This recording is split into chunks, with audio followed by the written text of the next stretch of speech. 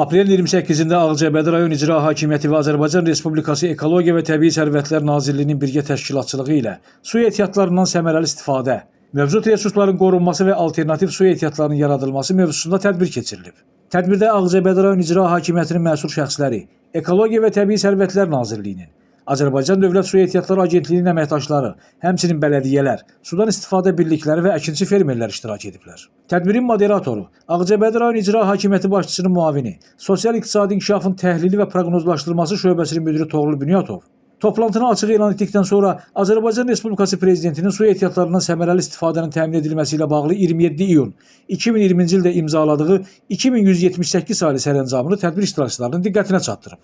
Daha sonra Ekologiya və Təbii Sərvətlər Nazirliyinin əməkdaşları Bəxtiyar Seyidov və Rəsul Rəhmanov, Azərbaycan Dövlət Su Ehtiyatlar Agentliyinin nümayəndəsi Rauf Bayramov, Ağcabədi Su Meliorasiya Sistemlərinin İstismarı İdarəsinin rəisi Asəf Quliyev və Ağcabədi rayon Aqrar İnkişaf Mərkəzinin bitkicilik sektorunun müdiri Azamin Abdullayev mövzu ətrafında çıxışlar ediblər. Natiqlər qeyd ediblər ki, su ehtiyatlarından səmərəli istifadə, mövcud resursların qorunması və alternativ su ehtiyatlarının yaradılması ölkənin davamlı inkişafı və ekosistemlərin mühafizəsi baxımından mühüm əhəmiyyət kəsb edir.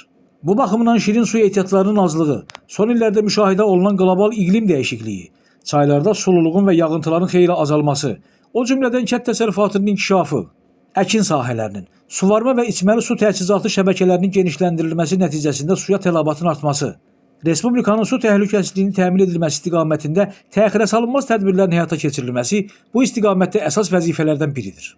Təxminən 1 saat davam edən tədbirdə fermerləri, iş adamlarını maraqlandıran suallar aidiyyəti şəxslər tərəfindən ətraflı şəkildə cavablandırılıb. Tədbir söhbət diskussiya şəklində davam etdirilib.